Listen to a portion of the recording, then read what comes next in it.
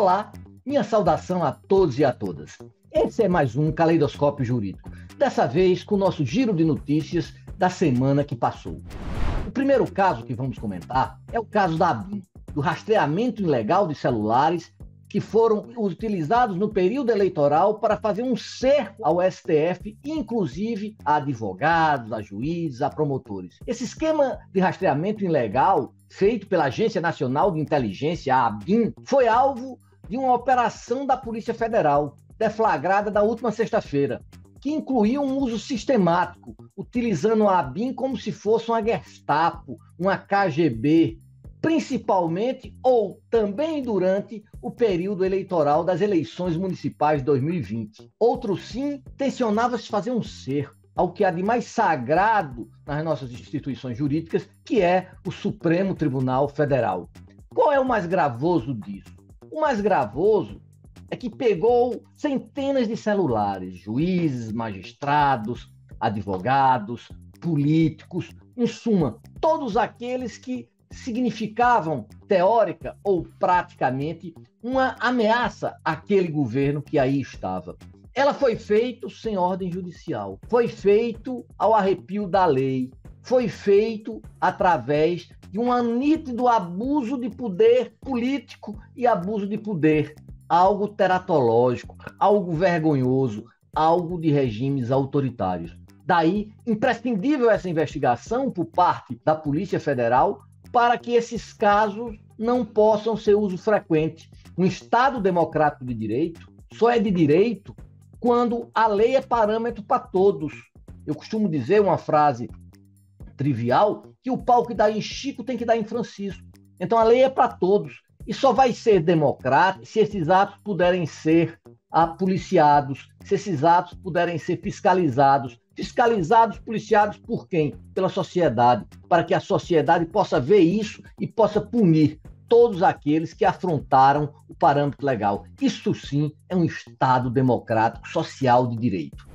O CNJ terá 30 dias para discutir o Exame Nacional de Magistratura, proposta esta que fora realizada pelo ministro Barroso, atual presidente do Supremo Tribunal Federal e também do CNJ. Um grupo de trabalho do Conselho Nacional de Justiça, CNJ, foi criado pelo presidente do Conselho do Supremo Tribunal Federal, o ministro Luiz Roberto Barroso. Terá 30 dias para analisar a reestruturação do processo de seleção para o ingresso na carreira da magistratura.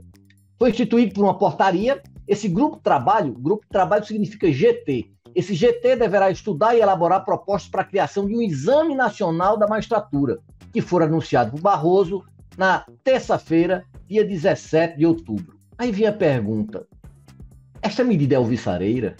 Porque se tem uma coisa no Brasil que funciona e funciona a contento, são os concursos para o universo jurídico.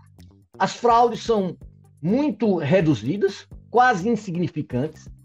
Há uma equidade total, e há um espaço, um dos poucos espaços no Brasil onde se há uma meritocracia. Claro que há um desnível de ensino ainda nas universidades, isso é maléfico. Ainda nós temos aí as cotas para a entrada de pessoas deficientes, para as pessoas negras, o que é salutar, mas é um espaço meritocrático. Os espaços meritocráticos, com as condições mínimas, devem ser espaços meritocráticos. Muito pelo contrário, nós não devíamos ter poucos espaços. Mas será que essa unificação seria a solução? Eu tenho minhas dúvidas. Logo na emenda constitucional número 45, a famosa reforma do judiciário, se institucionalizou um requisito, inclusive em nível constitucional, que é o requisito de 3 anos para se mostrar experiência. Será que aumentar a experiência exigida para membros do poder, não só do poder judiciário, mas que a gente chama de profissões jurídicas, não seria uma solução mais a contento? Será que a uniformização disso seria algo interessante ou seria uma forma de tirar a autonomia dos estados? Nós não temos uma posição formada sobre isso, esperamos que não seja feito por portaria. Se toda a questão da prova de concurso está regulamentado em nível infralegal e constitucional, que assim o seja. O CNJ não tem capacidade legiferante, é bom que seja dito isso, para evitar que quem é que tem a competência primordial disso, que é o Poder Legislativo, não seja tolhido, não seja mitigado nessa função que é sua. o governo Lula vetou nos últimos minutos, podemos dizer que foi um veto, literalmente nos últimos minutos do segundo tempo, um veto que vai inexoravelmente abrir novos embates com os ruralistas. O presidente Luiz Inácio Lula da Silva sancionou parte do projeto de lei aprovada pelo Congresso Nacional, que estabelecia um marco temporal para a demarcação de terras indígenas. O anúncio foi feito pelo secretário de Relações Institucionais, Alexandre Padilha, pela ministra dos Povos Indígenas, Sônia Guajajara, e pelo advogado-geral da União, Jorge Messias. Qual foi a questão principal disso? O veto do famoso marco temporal. O que é esse marco temporal que já comentamos aqui várias vezes? As terras indígenas que foram acharcadas ao longo do tempo, as terras indígenas, os povos indígenas, os povos originários que foram vilipendiados, que foram colocados quase como réis, como coisas que não tinham utilidade para a nossa sociedade. Esse marco temporal diz que as terras indígenas imemoriais, garantidas pela Constituição, só serão dos índios aqueles que estiverem nas suas terras usando como marco temporal a promulgação da Constituição Cidadã, a Constituição de 1988, de 5 de outubro de 1988. Veja que contradição. Uma Constituição Cidadã, pega-se o aniversário dela, a data do nascimento dela, para tirar direitos, o que é, obviamente, uma contradição em termos com a nossa Constituição. A grande questão nisso é que, como já falamos anteriormente, a ditadura expulsou várias comunidades indígenas. E a questão de garantir essas terras, não é garantir essas terras para ser reserva de mercado de terra para os interesses internacionais, não se trata disso. Não é uma reserva para pegar as pessoas que não têm nenhuma boa-fé, não é nada disso. As tradições desses povos têm que ser comprovadas. Isso daí é salutar. Essas terras são terras da União, pertencem à União, não são reservas forçadas naturais.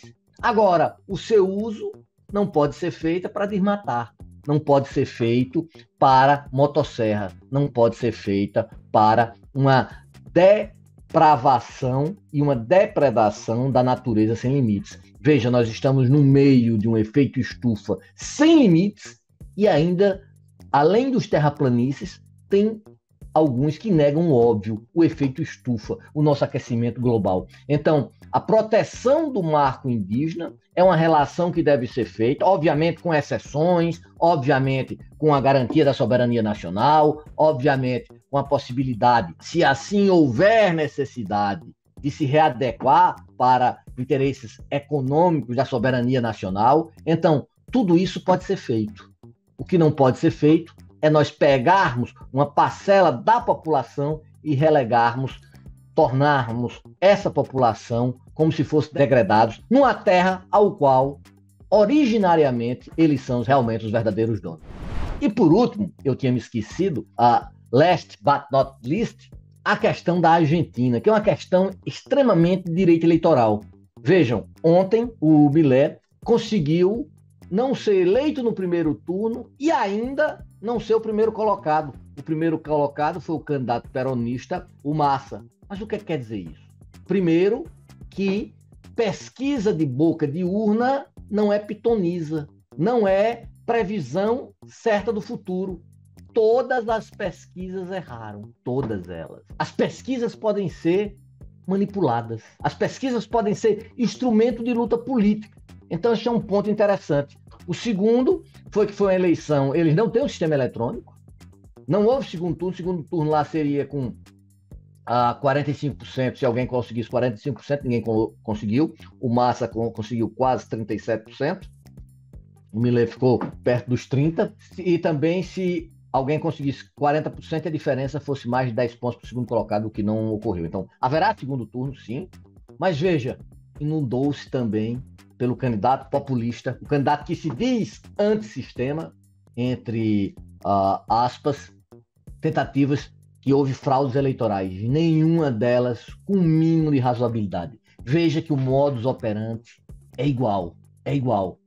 E terceiro que se chama a atenção são as propostas irrealizáveis. A Argentina fez uma dolarização muito mais forte na época de Menem. O Brasil, com o Plano Real, que foi uma espécie de dolarização branca e soft. E isso deu o quê? Nas grandes crises. Como é que eu vou dolarizar e usar uma moeda ao qual eu não tenho? Dólar só se consegue com exportação. Dólar não se cria no banco da casa. no Banco Central de um país. Você dolarizar, aceitar uma moeda dos outros, é você perder a sua soberania. É você estar radicalmente aceitando aquelas tragédias das promessas que são escolhas anunciadas e que trazem desgraça.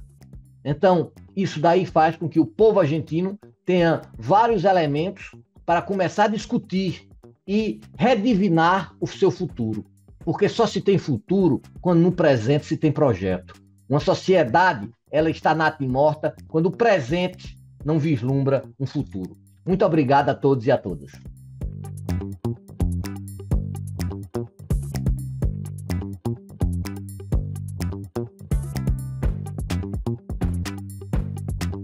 Minha saudação a todos e a todas. Este é mais um Caleidoscópio Jurídico. Nós, toda vez, tentamos trazer um dos expoentes do direito, seja na área da advocacia, seja na área da cultura jurídica, seja na área da academia jurídica, na área da magistratura, na área do Ministério Público. Dessa vez, não poderia ser diferente. E cada um desses programas tentamos trazer uma pessoa especial. E a Daniela Borges, Daniela Lima de Andrade Borges, é mais uma dessas pessoas especiais. Por quê? Ela foi graduada em Direito pela Universidade Federal de Minas Gerais. Depois foi mestre em Direito Tributário, também pela Universidade Federal de Minas Gerais. Atualmente é doutoranda em Direito pela Universidade Federal da Bahia e é professora de Direito Tributário e Direito Financeiro na graduação dos cursos de Direito da Universidade Federal da Bahia, a nossa famosa e querida UFBA, uma das maiores e mais tradicionais faculdades de Direito do Brasil. Ela ainda é presidente do Conselho Seccional do OAB da Bahia e está concorrendo numa lista tríplice para ser ministra substituta do Tribunal Superior Eleitoral. Daniela, é um extremado prazer recebê-la aqui e gostaríamos das suas palavras iniciais. Primeiro, eu só vou falar doutor agora no começo. Então, primeiro, agradecer, doutor Valber Agra, esse convite, dizer que eu sou fã desse caleidoscópio. Então, prazer para mim poder estar aqui. Quero cumprimentar todos que estão aqui nos acompanhando e falar, né, como é bom a gente poder estar discutindo temas jurídicos. E você faz isso com muita maestria. E chegou minha vez aqui, então a gente vai bater um papo muito bacana hoje. Então, prazer poder estar aqui com você. Obrigado, Daniela. A primeira questão que me indaga é: uma mulher, o gênero, a discussão de gênero. Por que a discussão de gênero é importante no Brasil nessa quadra histórica? Daniela Borges, candidata, uma mulher, a ministra substituta do TSE. É um avanço por quê, Daniela? Esse tema ele ainda é muito importante porque ainda não há, de fato, igualdade. Né? Então, a gente ainda tem uma distância entre o que está ali posto. Né? Existe uma igualdade entre homens e mulheres como um direito almejado, mas que não tem ainda plena efetividade. E eu digo sempre, Valber, que quando a gente fala nessa igualdade, a gente tem sempre que compreender que não é uma igualdade no sentido de supressão das diferenças. Homens e mulheres são diferentes, as pessoas são diferentes. Nós somos, cada um de nós, cada indivíduo é diferente um do outro. Quando a gente fala sobre a importância da igualdade, é numa dimensão de igualdade de oportunidades, de igualdade de direitos, né, de exercício desses direitos. Isso ainda não acontece de forma plena. E nas carreiras jurídicas ainda não é dessa forma. Para as mulheres estarem nos espaços ainda é muito mais difícil, e isso faz com que, quando a mulher chegue nesses espaços, a gente precise efetivamente, inclusive, fazer diferença para que mais mulheres, inclusive, venham estar, né? Para que mais mulheres estejam.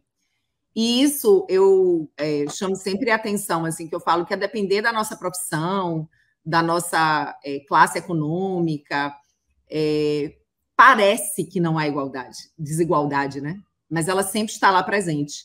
E tem um dado no início da pandemia que me chamou muita atenção. Não sei se você viu essas pesquisas, de que logo no início da pandemia, quando se analisava o número de pesquisadores, professores, cientistas os homens começaram a produzir mais e as mulheres pesquisadoras e cientistas produziram menos.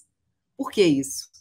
Porque no início da pandemia as mulheres foram cuidar dos afazeres da casa e dos filhos, enquanto os homens foram produzir. Então, é isso, né? Ou seja, a gente muitas vezes vai se apoiar no nosso país em grandes redes de apoios. Eu não conseguiria fazer tudo o que eu faço se eu não tivesse uma grande rede de apoio. Então, parece que não há desigualdade, mas há desigualdade, né? E então a gente precisa falar, sim, sobre estar nesse lugar enquanto mulher. Eu, quando fiz faculdade, no meu vestibular, eram dois homens para cada mulher. E hoje, no direito, eu dou aula para turmas que, às vezes, é o contrário. Eu já dei aula para turma com 40 mulheres e 5 homens. E a advocacia, não sei se você já tem esse dado, mas nós somos maioria. Então, acho que é isso. Mas vou lhe provocar. Minha função aqui é lhe provocar. Todo mundo é a favor da igualdade de gênero. Perfeito, isso daí é um truísmo. Mas igualdade para quê? É igualdade econômica, é igualdade moral, é igualdade nos costumes, é igualdade nos deveres deontológica? Essa é a primeira pergunta. Igualdade para quê? Em que sentido? E segundo, essa igualdade, as ações afirmativas, elas provocam desigualdade, elas provocam injustiças. Essas injustiças valem a pena na questão do gênero?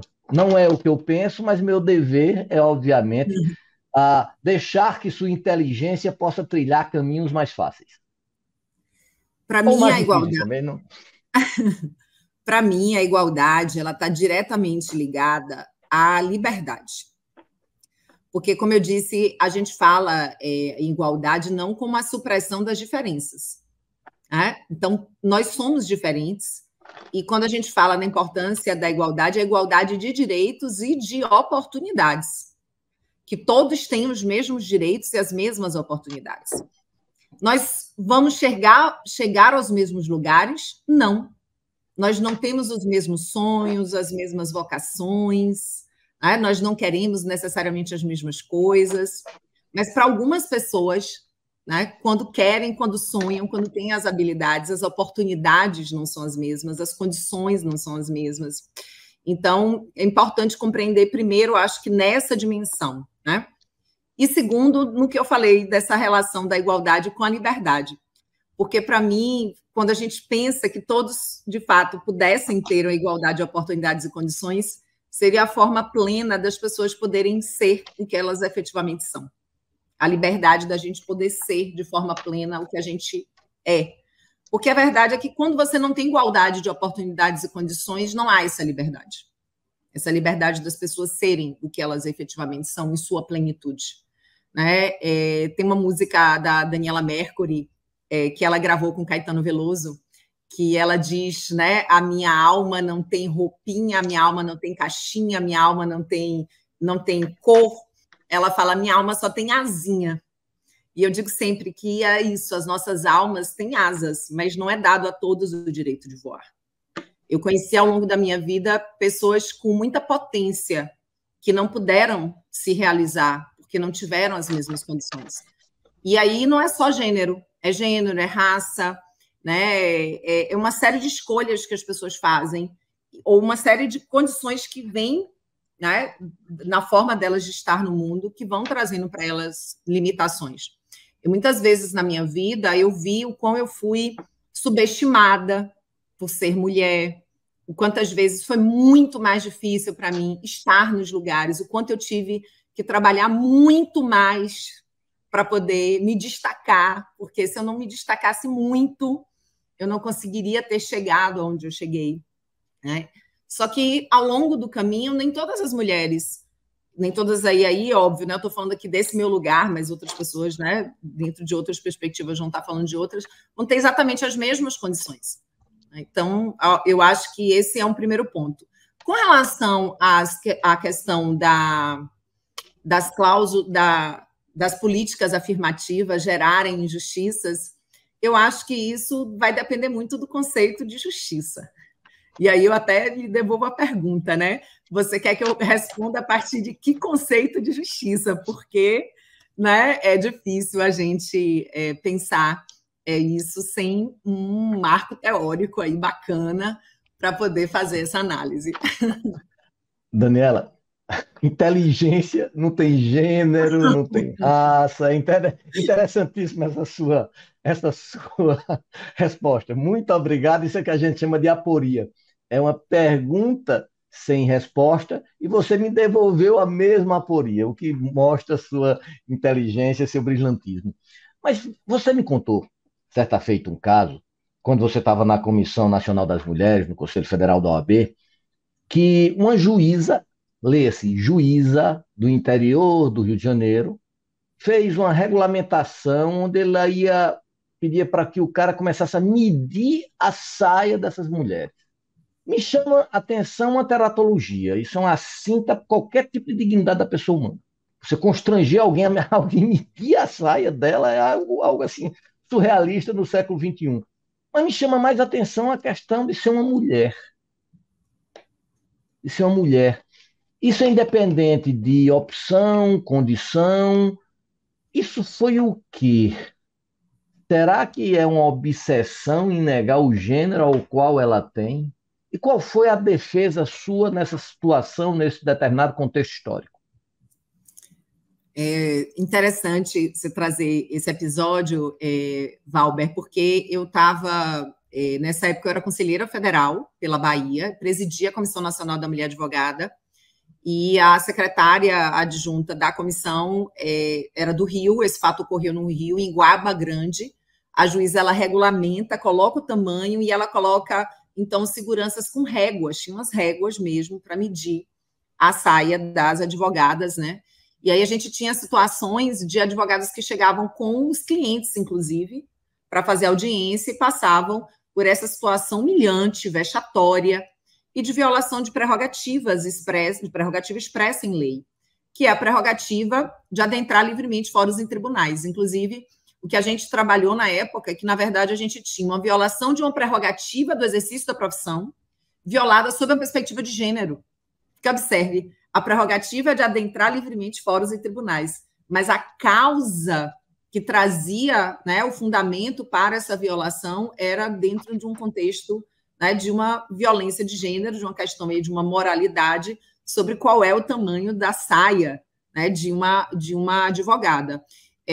Essa juíza depois, né, enfim, reverteu, esse ato foi anulado, teve uma grande campanha na época no Rio, sua toga não mede a minha saia, e isso foi muito importante. E eu aqui hoje, na presidência do OAB, acabei de passar por uma situação exatamente como essa, não exatamente, porque o contexto não foi de uma resolução com tamanho e régua, mas de uma advogada que foi impedida de entrar no fórum de Ilhéus, aqui no interior da Bahia, em razão de uma saia 4 dedos acima do joelho, porque o segurança dizia que a saia dela tinha que ser abaixo do joelho. Então, veja, 2019, 2023, né, Rio de Janeiro, interior da Bahia, e a gente tem novamente um julgamento moral sobre o tamanho da saia de uma advogada. E sobre o fato da gente pensar, né, como esse machismo estrutural ele vem, de fato, né, de diversas formas na nossa sociedade, e como essa cultura ela forma homens e como ela também se manifesta, muitas vezes, na atuação de mulheres. Então, infelizmente, nesse caso específico, foi uma mulher que manifestou essa cultura dentro da qual todos nós estamos imersos. Eu, inclusive, digo sempre, todos os dias eu tenho que me desconstruir, Valber, porque eu também cresci nessa cultura, mas todos os dias eu me disponho a isso, né?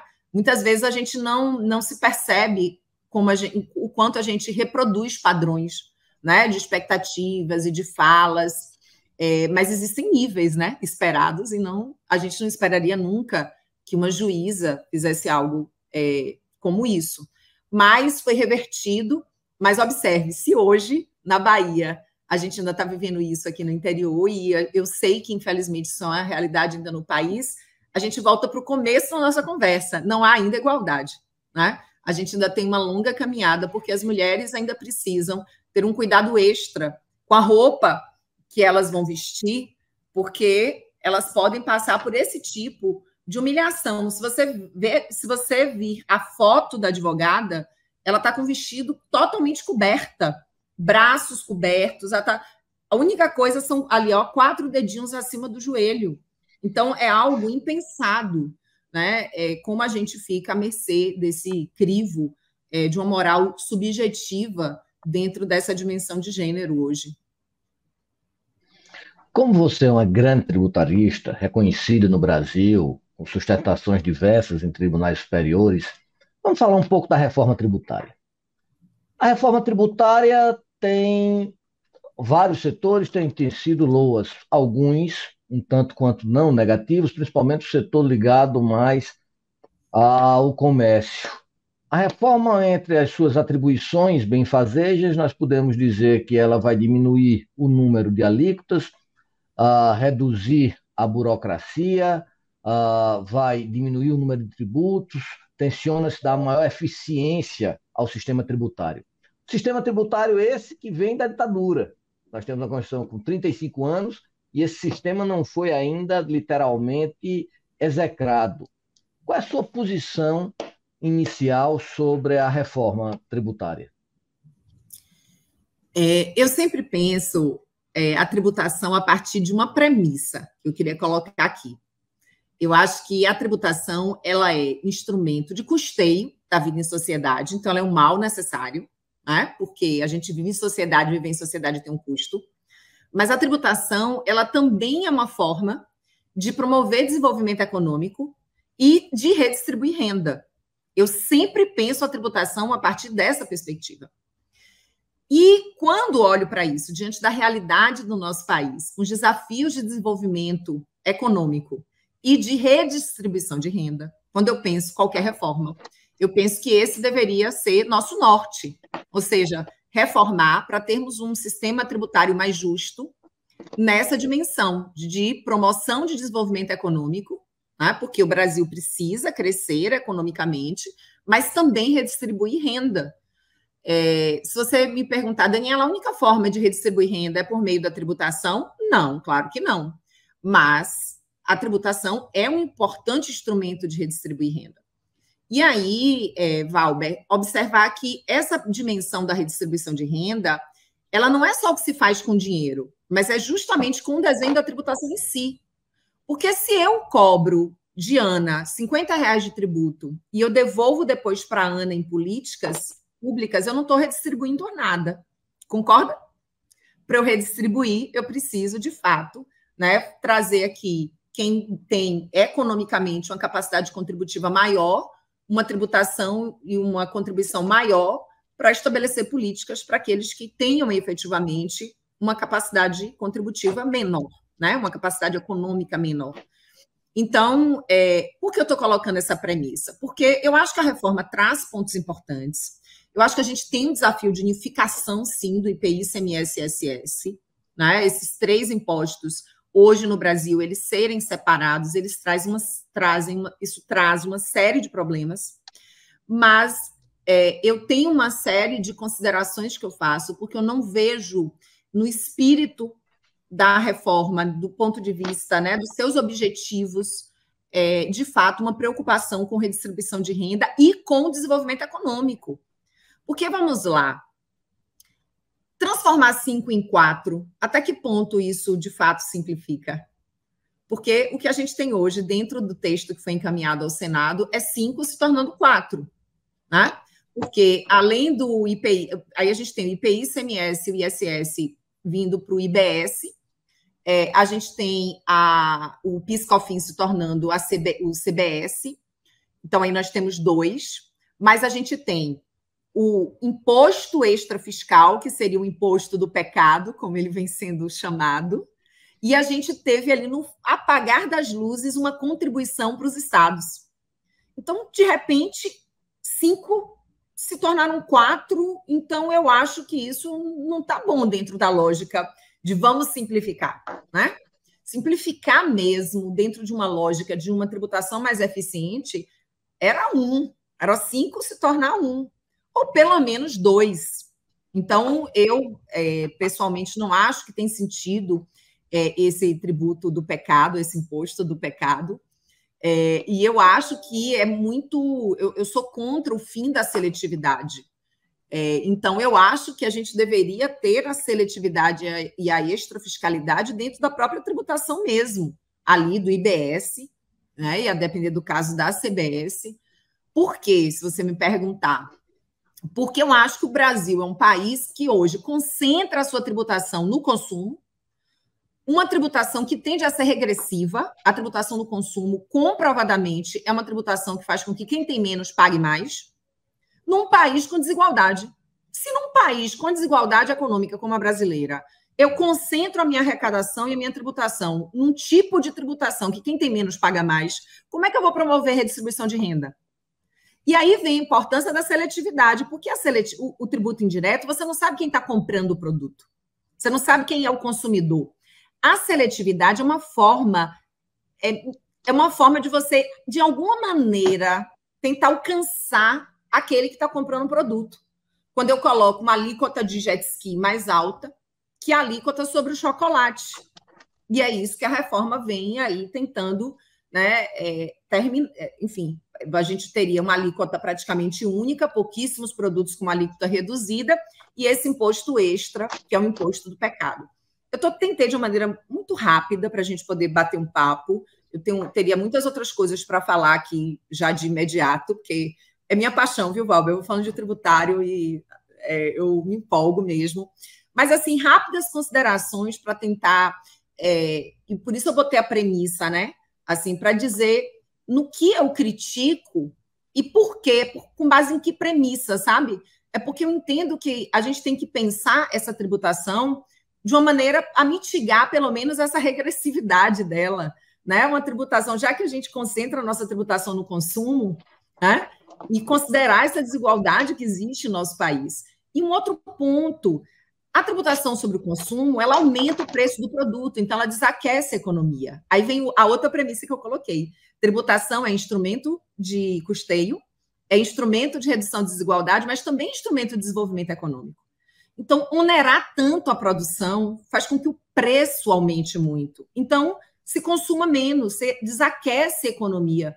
Essa escolha do Brasil de onerar tanto o consumo faz com que isso desaqueça a nossa economia, né? Então, são breves reflexões aqui, rápidas, para a gente poder bater um papo. Teria outras coisas aqui, mas quero te ouvir também. Empolgação é uma tônica do seu discurso. Eu estou vendo empolgação do início ao final. Você é uma mulher muito educada, uma pessoa muito educada, eu não gostaria de constrangê-la. Mas, sem querer, mas já fazendo, ou tentando fazer, obviamente que eu vou tentar, não vou conseguir pela resposta da, do reflexo das cotas, eu fiquei muito satisfeito. A tributação, você falou que incide mais no consumo. Você disse que incidindo no consumo vai haver uma redução disto. Mas falou de regressividade, somos um país desigual. Daria um dado a você. 1% da população concentra mais de 50% da riqueza nacional. Isso é um dado de concentração que só tem paralelo em países subdesenvolvidos africanos. Ou seja, não tem como, não é porque seja na África, bem falando, mas porque é onde há a maior concentração de renda no Brasil e na África. Não seria a hora de nós estarmos para liberar o consumo ou para fazer com que esse tributo, seja custeio, desenvolvimento, mas também distribuição, começar a taxar patrimônio? Por exemplo, quais são as suas considerações sobre o imposto sobre grandes fortunas? Ponto 1.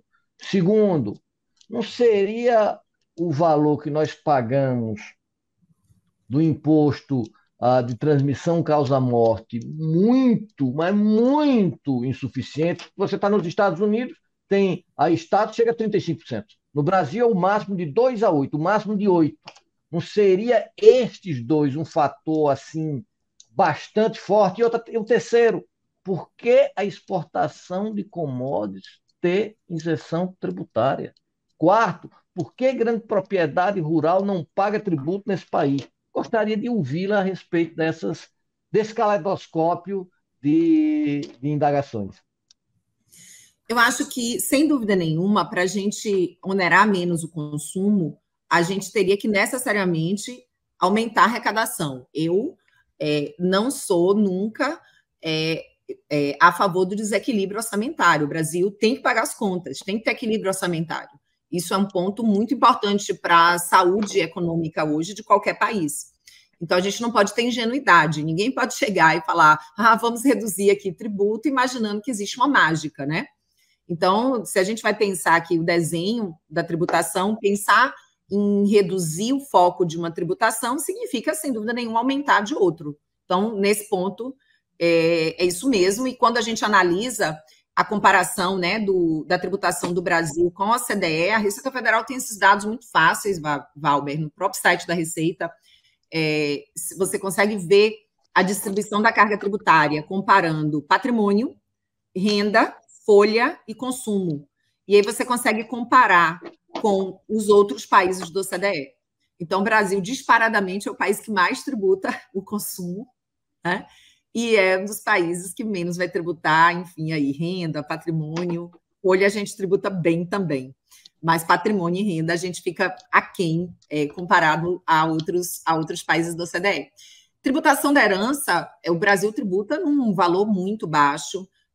A Constituição prevê, né, que o Senado pode fixar a alíquota máxima, e em 1991 o Senado fixou essa alíquota máxima em 8%.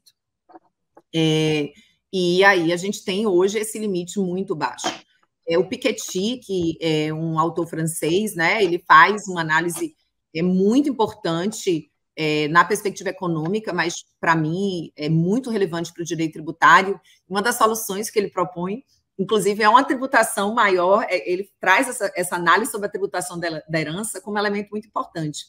E aí eu queria fazer uma reflexão rápida aqui sobre isso, porque, me respondendo, eu acho que sim, a gente teria que fazer um redesenho. Vamos mexer aqui na tributação do patrimônio, vamos mexer aqui na tributação da herança, isso teria que ter um redesenho. Mas eu queria propor aqui uma reflexão maior para lhe dizer o seguinte: existe hoje, no mundo, um grande problema de concentração de renda. Esse movimento de concentração de renda, ele se dá no plano da globalização, né? Porque hoje as grandes empresas não operam local, elas operam globalmente, isso facilita a concentração.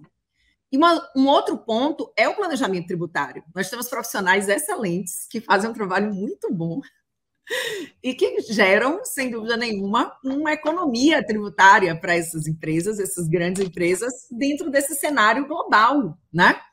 E isso tem favorecido a concentração de renda. Então, o Piketty, ele analisa isso, né? Quer dizer, como enfrentar isso, essa realidade hoje, porque os estados estão perdendo a sua capacidade de tributar. Dentro de um outro cenário, que é esses novos fatos geradores, esses fatos econômicos que ocorrem no ambiente virtual. Então, hoje o Brasil, por exemplo, e aí eu acho que essa é uma das importâncias dessa reforma tributária, é tributar com mais facilidade esses fatos que ocorrem no ambiente virtual. A gente tem uma quantidade imensa hoje de capacidade contributiva mesmo, de poder, dinheiro que está circulando no ambiente virtual e que não está sendo tributado. O Estado tem dificuldade hoje. E aí, com isso, a corda vai apertando nos nossos antigos fatos geradores, entendeu? Naqueles mais usuais. Então, a gente tem hoje esses desafios e eu estou trazendo esse outro elemento para dizer, olha, o cenário, ele é um cenário muito mais complexo, porque ele é um cenário que ele se dá inserido dentro desse plano global e que traz desafios que existem hoje não apenas para o Brasil. Se a gente observar, todos os países da Europa estão em crise de custeio. Eles não conseguem custear o seu estado social, né? E isso passa também por uma dimensão tributária, né? Dessa dificuldade hoje, né, dos países enfim, arrecadarem. Então, e aí, tributar grandes fortunas é um desafio. Eu queria concluir falando sobre isso, porque com essa rapidez de mobilidade das grandes fortunas, eu acho que é um desafio que nós devemos sim tentar, mas a gente tem desafios operacionais, práticos, reais, de efetividade. com essa rápida mobilidade que o capital faz hoje pelo mundo. Mas o capital não fugiria de onde ele tem uma rentabilidade, usando um termo marxista, uma mais-valia mais acentuada. Ponto 1. Ponto 2, a questão do equilíbrio orçamentário. Será que quando a gente fala de orçamento, de superávit primário, exclui o juro, se a gente põe o juro, o grande problema nosso não está em gasto, está na carga de juro da dívida, que é algo assim impagável. Você veja que nossa carga tributária total ela não é tão alta, 33,4. O problema é que ele não entrega nada, nós não temos serviços, não temos nada. Mas a questão principal não vai ser essa. A questão principal é, nessa reforma tributária, os estados e os municípios não perdem a autonomia tributária. Isso é bom ou é ruim? Não seria bom do ponto de vista da diminuição dos custos de transação? Eu amei essa pergunta. Por quê? Eu amei essa pergunta. Porque eu defendo a unificação do IPI, ICMS e ISS, mas eu defendo que deveriam ficar com os estados. Porque, para mim, não tem como a gente falar em autonomia efetiva dos entes federativos sem fonte própria de receita. Eu acho que repartir receita, dar direito ao dinheiro, não é a mesma coisa que dar competência legislativa. Ah, Daniela, mas continuaria sendo um caos, os estados fazem isso, fazem aquilo, mas esse é o preço do federalismo. E, para mim, o federalismo ele é um imperativo num país tão diverso como o nosso. Então, eu acredito que a gente tenha outras ferramentas que, na verdade, não são usadas. Quando a gente pensa, por exemplo, que pela Constituição, os benefícios no âmbito do ICMS, eles exigiriam unanimidade no convênio do CONFAS. Mas o STF demorou anos para poder reforçar esse ponto e esse tema.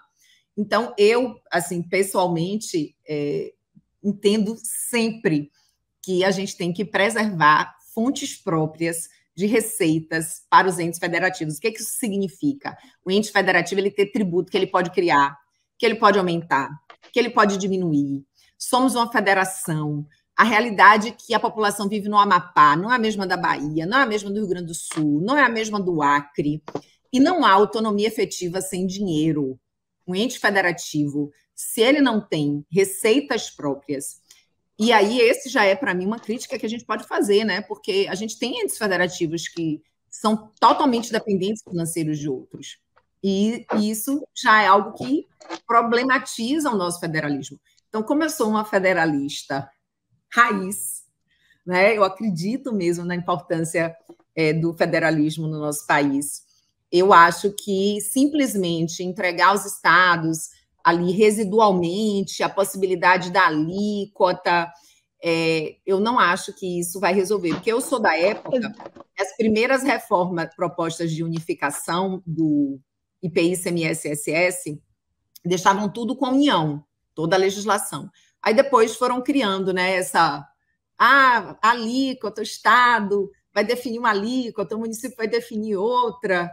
Então, vieram com umas pequenas mudanças, mas acho que, na essência, né, a gente está aí retirando, de fato, a autonomia dos estados. Me preocupa muito o fundo, muito, né? Me preocupa muito o fundo federativo, como ele está proposto. Me preocupa muito o equilíbrio entre os estados do nosso país, porque está no artigo 3º, reduzir as desigualdades regionais também. Nós temos estados predominantemente produtores, estados predominantemente consumidores, e os interesses desses estados se dão em dimensões muito diferentes. Então, a gente tem uma série de mudanças na reforma que já vão ter efeitos imediatos, mas, por exemplo, a tributação no destino, que é algo que interessa muito aos estados predominantemente consumidores, está dilatada e ferida no tempo. Mas não interessaria a federação, porque daria uma maior eficiência, um menor custo de transação? Sim, eu não sou, como eu disse, eu não sou contra a unificação, de forma alguma. Mas aí são os pontos que eu coloco. Hoje a gente tem 5 virando 4. Eu acho que a gente deveria ter 1 ou 2. Você é a favor, pero no mucho? Eu acho que a gente deveria pensar um sistema mais eficiente. Daniela, a reforma é combatida por alguns. Por exemplo, Fernando Facuri Scaff, tributarista, professor da USP, professor titular de Direito Financeiro e Tributário. A principal crítica dele é que não pode ser feito num país que já tem todo um feedback histórico, cultural, normativo, porque as normas para se fazer isso é um cheque em branco, muita legislação, principalmente em matéria infraconstitucional, de lei complementar. Então, a lei seria um engodo, porque a regulamentação seria coisa maior. Mas essa reforma, penso eu, vai diminuir o custo de transação, vai exigir que as empresas tenham menos escritórios tributários. Eu estou pensando certo, não estou pensando certo? Vai simplificar, não vai? Havendo simplificação, as empresas vão diminuir esse custo de transação tão alto, que é o custo de transação jurídico-tributário nesse país, porque é alto a carga tributária, relevante, 33% em torno, e também é alto o custo da estrutura jurídica. O que é que você pensa sobre isso? Eu acho que depende de como vai ser a versão final. Como eu disse, eu acho que 5 virando 4 já não é uma simplificação tão grande assim, né? Como eu estava aqui sinalizando. O que eu penso que é o ponto mais importante é que talvez a gente deixe de ter alguns conflitos que geram insegurança jurídica hoje muito grande entre ISS ou ICMS, né? São conflitos que geram insegurança jurídica e uma série de ações que vão deixar de existir. Nesse ponto, sem dúvida nenhuma, né? A gente chegou ao ponto, se você pegar toda a doutrina da década de 70, 80, ninguém falaria em cobrar ISS numa operação tributada por IPI. Aí, de repente, a gente começou a ter essa discussão, então, de casos em que se começou a se cogitar isso. Então, a gente vai acabar com essa complexidade, né? Por quê? Porque os fatos econômicos, eles nem sempre são claramente serviço, claramente fornecimento de mercadoria, claramente, enfim. Então, nesse ponto, eu concordo. Agora, a gente vai ter ainda, dentro do texto que chegou no Senado, aí, uma possibilidade de 4 tributos. Eu não tenho uma ingenuidade de que os problemas de aproveitamento de créditos que a gente tem no Brasil vão deixar de existir. Os entes federativos fazem de tudo para negar crédito, e eu não acredito que deixarão de fazer isso, né? A gente tem hoje, tanto no âmbito dos estados quanto no âmbito da União Federal, políticas restritivas sobre o que é insumo, sobre o que gera ou não gera crédito, e eu acredito que isso continuará existindo, né? Uma promessa de que as empresas receberão em dinheiro quando houver um crédito, não acredito que isso acontecerá. Então, acredito que continuaremos tendo cumulatividade. Então, eu acho que eu acho, como eu falei desde o começo, eu acho que unificar esses 3 impostos é bom, mas eu acho que a gente não está com esse texto que está hoje no Senado Federal um bom cenário. E acho que a gente tem déficit orçamentário, e isso faz com que, para mim, qualquer reforma aprovada agora vai gerar um aumento na carga tributária. Não tenho maiores ingenuidades. Eu sou jovem ainda, viu, Valber? Mas essa ingenuidade eu deixei de ter quando teve a reforma da não cumulatividade do PIS/COFINS, quando veio a não cumulatividade do PIS/COFINS. Precisamos só compensar a perda de arrecadação, e aí a alíquota do PIS/COFINS, que era 3,65 no cumulativo, foi para 9,25 no não cumulativo, mais que dobrou, e a União Federal passou a arrecadar muito mais, né, com PIS/COFINS. Então, essas coisas vão deixando a gente com as experiências, né? E não vejo um cenário aí nesse ponto otimista. Acho que há algumas coisas boas, outras coisas não, mas acho que cabe a gente da academia tentar contribuir para que o texto final melhore, porque eu acho que ele ainda pode melhorar muito no Senado. Eu estou otimista nesse ponto, principalmente. né, que no Senado a gente consiga ter alterações que façam com que a redação final seja melhor. Achei interessante não ter a síndrome, que é de homens e de mulheres, de Poliana moça. É interessante, o real apresenta pesadelos, mas também apresenta evoluções. A última pergunta, então, eu sendo um aluno que estou começando minha vida agora, sou um recém-advogado, um jovem advogado, vale a pena estudar direito tributário ainda? Com certeza, agora que vale a pena, Valmer. Eu digo sempre assim, eu olho para... Não vai ser como a reforma trabalhista? Não, de forma alguma. Eu digo sempre assim, eu vivo o direito tributário por paixão, assim, do ponto de vista acadêmico, científico, eu sou professora de direito tributário, e eu sei da importância do direito tributário numa dimensão para além do dogmático, né? Do ponto de vista mesmo que eu falei de desenvolvimento econômico, de redistribuição de renda, o direito tributário ele tem um impacto decisivo nesses dois aspectos do país. E nesses aspectos a reforma me preocupa. Mas no dia a dia da advocacia, seja qual for o texto final, não vai faltar trabalho para os advogados na área tributária, porque não tem jeito, né? Nas regulamentações vão vir discussões sobre as adequações dessas regulamentações ao texto constitucional. Nós vamos simplificar muitas coisas, vamos, né? Mas continuaremos tendo discussões e debates e vão surgir vão vir, na verdade, novas discussões em razão das mudanças que estão sendo feitas e propostas. Então, na verdade, seja qual for o texto, serão anos aí de trabalho intenso para a advocacia.